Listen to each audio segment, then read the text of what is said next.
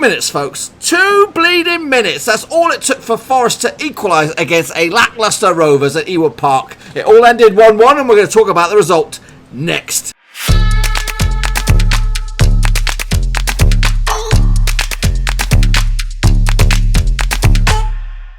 That's right, folks, back once again with another match review. This time we're taking apart Blackburn Rovers' latest result out in the Championship, and we'll get to that in just 1 second. If you're new to the channel, smash your subscribe button to keep you bang up to date with all things Blackburn Rovers related, Championship related. Woo! Football, we're going to here. Luna's got it. Another Roski, boys and girls. That's right, Rovers pulling out a 1-1 draw in the end against a decent-looking Forest. Nottingham Forest, that's right.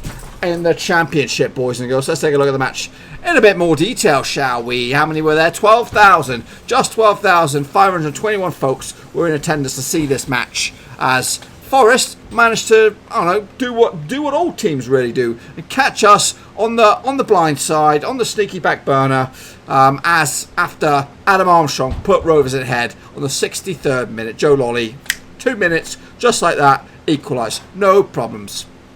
That's Rovers at their true finest, folks. It looked like Forest were actually going to come out the blocks and score within the first 90 seconds. Because why? Because Rovers are switched off early doors after situations like the kick-off. After the kick-off, straight away, minute 1, Rovers look lacklustre. After scoring the goal, vulnerable once again. And this is not the first time we've seen this. We've seen this quite a few times as a Rovers supporter. But let's take a look at the positives. The result, on the end of the day, is a bit of a Debbie Downer. Because we should, if all honesty, a point at the start of the game, you would have said, you know what, wouldn't have been a terrible result. But the way we performed, it was definitely a step up. Ultimately, though, with the performance, I think we should have come away with 3 points, not just the 1 point. Let's take a look at the match then. Rovers amassed an impressive 21 shots on the night compared to 10 for Forest. On the flip side, we'll take a look at the breakdown of those shots in a second. But 21 shots is a big number. Only 8 of them were on target. 21, 8 on target. That's less than half. Oh, that's a bit of a shambles right there. 10 for Forest. We did dominate possession. 61% of the possession was dominated by Rovers. 39% for Forest. We also had better successes with our passing. 84% of all our passes reached the intended target. As for the aerial duels, 22 of those were won by Rovers, 13 for Forest. However, Forest were more fruitful on the ground, 26 tackles compared to our 12. 11 corners again for Rovers. Did not make any of them count. Did not make. I know, and this is one of those weird ones. Charlie Mulgrew would have prospered today, I think, with the corner situation. I thought Downing would have been a suitable replacement for Charlie Mulgrew's dead ball situation, but we've lost a massive caveat, and that is Charlie Mulgrew's dead ball situations. There's 2 or 3 opportunities today which he would have pinged it in, and we would have likely got ahead on one of these. But our corners have been left to be desired. So I think there's going to be after some overtime and training for Rovers the next few weeks, especially with the international break on the horizon. Let's sort these set pieces out. We look a little bit dull. We look a little bit lack of ideas and lack of urgency and desire to make these set pieces count. We had 11 of them, 11 corners at least, and we didn't really make them work for it. Nottingham Forest had 3 of them as well. So let's take a look at the starting 11s here first and foremost. The Rovers, the hosts, Walton between sticks. This was it, 4-4-2, and I'm not lying. That was the formation. Walton between sticks, Cunningham, Williams, Lennon, and Bennett. Armstrong on the left, Gallagher on the right, Downing in the middle alongside Travis, and Dacarino and Graham up top. Here are my match ratings for you. Walton got a 6, Cunningham got a 6, Williams got a 6, Lennon got a 6. See a pattern here? Bennett comes in with a 7 though. Armstrong with a 7, the match winner, the one with the goal. Downing got a 6 as well. Travis got a 7, ran his socks off in the middle of the park, and Gallagher got a 5. He's not being played to his strengths on the right hand side. And this could could be said for Armstrong as well. I know he did score a goal from the left. And when thrown down the middle, he's not really proven to be fruitful. Dax had a bit of a quiet game as well. I give him a 5, and Graham didn't do much better, to be honest, with a 6, and then being a bit generous as well. We did make some late changes. Rothwell, Holtby coming on, Samuel as well, to little to no avail. But I was expecting more changes in this lineup, because when you look at it, I think Graham and Graham was the only one who didn't start last time out. it's not much changes considering we just played on Saturday. So I was a little bit upset with the lineup. I thought there was going to be a few more changes, but ultimately no. Let's take a look at the Forest lineup. Very, very good team here. Some good skills amongst it. Samba between sticks. Good goalkeeper, probably one of the best in the division, and he's a very, very colourful character as well. Robinson left back, Worrell centre back, Figueroa as centre back as well. Cash was at right back. Lolley was their goal scorer right midfield. Sal, Watson, and Ribeiro was pushed forward in the midfield. Amiobi and Graben up top. Graben is definitely a handful at this level and will score whatever you like. Quick look at some stats for you once again. We had 763 touches, 549 passes for Rovers. Forest on the flip side, 546 touches, 361 passes for them. Like I said about the shots, 8 of those were off target. Sorry, only 6. That's even worse. 6 of the 21 shots were on target. That's right. 2 down the middle. In fact, 4 down the middle, both up top and down below. 1 bottom left, bottom right, and the one that was at the bottom left went in the back of the net. As for Forest on the flip side, they only had the 10 shots, and 4 of them were on target. 1 was in the back of the net. So, yes. Quick look at the heat maps if you're a heat map man just like me. This is where all the action was. Down the left-hand side, Armstrong was having a whole host of fun down that left-hand side. But he did manage to score the one and only goal for Rovers down the right-hand side. So, yes, he was a bit all over the place. They did flip it around a little bit. As for Forest, as you can see, they didn't really progress too farther forward towards the Rovers' attacking area. So they just seem to have a lot of their possession in their own half, in the middle third, that sort of stuff. But yeah. It was a good performance, but ultimately we lacked that final touch today to try and get the ball in the back of the net. So next time we'll try and push them a little bit. We've got QPR on the horizon, which is not the greatest spectacle. So they have started the season all guns blazing. So let's take a look currently at the fixtures that also took place on Tuesday. Hull duked it out to a 1-0 win over Sheffield Wednesday. Gary Monk slipping up there. Obviously, the game of the weekend was at Ewood Park. It was a 1-1 draw. Middlesbrough managed to salvage a point against High Flyers Preston. That was 1-1. Leeds managed to pick up a 1-0 win over High Flyers West Brom as well. Not too bad result for Leeds, breaking away from one of their rivals in the old promotion stakes. Wigan 1-0 win over Birmingham. Reading got a bit of a spanking. 4-1, they did manage to pull a goal back towards it. They also lost John Swift, creative influence that he is, at Huddersfield. Won the big 6-pointer right at the foot of the table, and it could be the sack for Jonesy boy in the morning. Also, there's some games taking place on Wednesday. Brentford against Bristol City, Charlton against Swansea, Luton against Millwall, Cardiff against QPR are our next opponents. I'll take a look at that in a minute. And Barnsley up against Derby. Before we look at the table, let's hear what the gaffer has to say. What's his verdict on the result and the performance, and ultimately, basically, what's he feeling right now? Gaffer, it's over to you. Well, ultimately we were left frustrated again. Similar, not similar to Saturday because we weren't as dominant as we were on Saturday, and yet I thought we grew into the game. I thought Downey started pulling the strings second half. I think we frustrated after worked so hard to get the goal, and then to let them back in with something that we were aware of. Lolley can score from 25 yards. We talked about closing him down and trying to deny their wide players space, but. So frustration for us. I think we did enough to get more out of the game, but to think that they might have gone top of the league if they'd have won tonight shows gauge for us really. I think that's all still really early in the season. We have to believe that we can compete with every team in this division, and I think we did against a decent side tonight, and left frustrated. As I say, we took a point, but 1 point from 2 games at home isn't what we're looking for. I stood here on Saturday and talked about a pretty dominant performance where we came away with nothing, and tonight wasn't as dominant. It was a good football match, a really intense football match, but I thought we probably shaded it and wouldn't have been injustice if we'd got 3 points. No, undoubtedly. I said to you before the games, it's a great opportunity for us to put our stamp on the league really, and to on the end of this spell to find ourselves pretty high up the table and in the top 6 and making a mark, and yet we haven't managed to do that. I think we're still a work in progress. I think we're still trying to bed in some new players who don't really know how we play, and there's a bit of concern when you put them on the pitch at the moment that they don't play to the shape that we're working at, but they'll integrate, we'll get it right, and hopefully we'll prove over 46 games that we're a decent side. He did. I think that's the balance for us at home. I think sometimes to be able to keep that ball moving around the pitch, generally played two pretty attritional players who can stop counter-attack and make it difficult for other teams to break at us. But I thought it was worth at home tonight to try and ask some questions of the opposition. I think Stewie picked good passes all night. Fed Armstrong, who worked down the left side very well for staff with Cunningham, Armstrong and Downing. Listen, I thought the performance was good enough, but to get us the points, and yet it didn't. It only got us one. So that's football. We have to accept it and move on.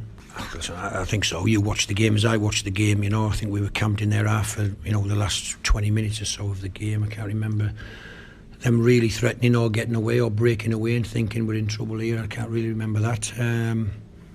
So listen, it's football. We have to take a point and move on. And as I said, over the long period of the season, if the performance level remains high and the work ethic remains high, we'll win games and we'll hopefully challenge at the top end. Yeah, and it's a difficult balance. Graham hasn't played for 3 or 4 games. You've got to give him enough time. He can score goals, we know that, and you're hoping one of them chances falls to Graham or a cross into the box falls for him and he takes it, and it's just how long you leave him going. And then I think Samuel came on and gave us a new injection of life, nearly scored with his first touch. You'd have to say Holtby came on again and just looks a real top quality footballer, very rarely gives it away and picks the right pass. Yeah, options are there. We've got to try and pick the right teams to win games. Is Holtby giving you just the sort of dilemma that you want at this moment? Listen, we need as many good footballers as we can, and then have to try and pick the right team. I think, he's an option, instead of Dak as well. As you saw tonight, he played central, but he's very, very potent coming off the right wing on his left foot, stepping inside and playing off Dak and joining and sliding strikers in on reverse passes. So I just have to find the balance each game if we can to put the right combination on the pitch. So currently, after those results, again, this table is likely to change within 24 hours after the Wednesday games. But Leeds currently top the pops with 20 points on the board. West Brom are in second, 19 points. Forest are also, they're up there as well with 19 points as well. So we cannot underestimate them. They are in the consideration for playoff / promotion as it stands. Fulham are there in 4th. Preston 5th, and Swansea make up the top 6. Swansea have the potential to go top of the league tomorrow, as Charlton have potentially got the scope to go top of the league. As we're down the foot of the table is Stoke, Barnsley and Huddersfield are making progress up the table. Reading, Millwall and Middlesbrough are looming at the moment. Rovers just 4 points above the... No, they're not. We're a good country mile at the moment ahead of the drop zone. On the flip side, we are 4 points outside of the playoffs, and a win this weekend against QPR could potentially get us a little bit closer to that. Let's take a look at those games that take place this weekend. Birmingham taking on Middlesbrough. That's on Friday night. Fulham against Charlton is the early game on Saturday. And then we have a whole host of matches, including Rovers. Forest against Brentford. That's obviously today's opponents. Forest will go against a decent-looking Brentford side. West Brom against Cardiff. That's it should be a reasonable count. Preston against Barnsley looks like a nailed-on home win there. Swansea City against Stoke as well. QPR against Rovers. There's the game of the weekend right there. Sheffield Wednesday against Wigan. Bristol City against Reading. Millwall against Leeds as well. Huddersfield against Hull, the battle of the H's. And then Derby County up against Luton. We'll wrap up this week out in the Championship, boys and girls. Before we wrap up this in a dicky bow, got some comments for you from the fans on social media. Liz Lewis said this: left Ewood on Saturday feeling baffled how we had lost. Left Ewood today feeling positive as we are equipped ourselves well. A quick browse of Twitter and it seems I've been living in a parallel universe of shit performances and people calling for the manager's head. Hashtag Rovers. Meanwhile, Gaz said this: given where Forest are and how inconsistent we are, I'm happy with the point I'd taken before kickoff. Better than Saturday anyway. Phil Tomlinson said handy point in the end. 2 pretty evenly matched teams. Such a tough division. We really need to get some quality in from somewhere. Chris Martin said this: I may be in the minority here, but I was impressed with Dominic Samuel tonight. Yes, he could have done better with that late chance, but he was energetic, put himself about and looked a threat. Funny how strikers look decent when they're played as strikers, isn't it? Hashtag Rovers. Me on Liam, aka Sharples Yates. Better performance, but we have to be winning games at home. Luna agrees on it. She's got the vuvuzelas out. Don't know why she's celebrating, because I'm not celebrating, so she's probably just celebrating because I don't know, maybe she's I don't know, found a little spare nugget somewhere, something she's hidden back in the day. Meanwhile, Turkish Delight said this: Holtby and Rothwell have to start our next game. As simple as that. I agree with you. A couple more for you. Rovers fan number 1. Waited too long to make the second and third subs. Set pieces were terrible tonight, with the first man hit too often and passing was off. Frustrating as the last 10 minutes showed what we can do. Just ran out of time. Holtby has to start. I'd even say Dak maybe even take a bench slot. There was rumours, or someone said that he stormed down the tunnel after he was substituted today, so I'm not too sure what that is about. Meanwhile, Sully, brilliant movement, crisp passing, great work rate to dominate the game again. Brilliant performance in my opinion. Just lacked that cutting edge. Deserved to get 3 points. Shame we conceded so quick. By the way, why did Dacky, there we go straight down the tunnel? Brilliant effort, lads. He seems to be in the minority with those the positive mojo, but for me it was, you know what, the performance was good. If we'd got the extra goal, I don't think no one would be complaining. I think we dominated the game. We deserved 3 points at the end, and to be honest with you, at the first instance I was worried. I thought we were going to lose it, but ultimately we take a point. It's not great. If it was at the City Ground, I would be happy with this point. It's just the fact that it was Ewood Park, and it just follows on from that shambles that was the Luton game. So really, the two games, Luton against Forest, I would have expected at least 4 points. Right now, we've only got the 1. So should we go against QPR, who are doing all right in the middle, and get something from their place on Saturday, then I think it'll be an average sort of haul from these last 3 games, because ultimately I think we would have taken 5 points at a minimum, but at the stage I think we might be looking at 4 points if we can get the win against QPR, boys and girls. So what do you guys think about this match? Did you thought we did well? Did you think we could do improve upon this performance moving forward? What about who you expect to start on Saturday? Before we bounce out of here, I have got a bit more admin for you. Because of this double match week, I've got another live prediction show coming at you on Thursday for the Championship. So come back around and I'll show you what I think will happen between Rovers and QPR down London way. Also, Premier League games predictions, they have missed it. They are live for this week on the channel, and the Champions League is taking place as it stands, right here, right now. So the next live show for the Champions League will be a while from now. Moving on, just to let you know, I've got my FIFA career mode going on the channel. Daily episodes with Sunderland as we try to get them from League One to the Prem de la Prem. And speaking of FIFA, I'll be back once again Wednesday night for some late night FIFA, boys and girls. Not with Sunderland, but with the mighty Blackburn Rovers, boys and girls. That's right, we did some FIFA.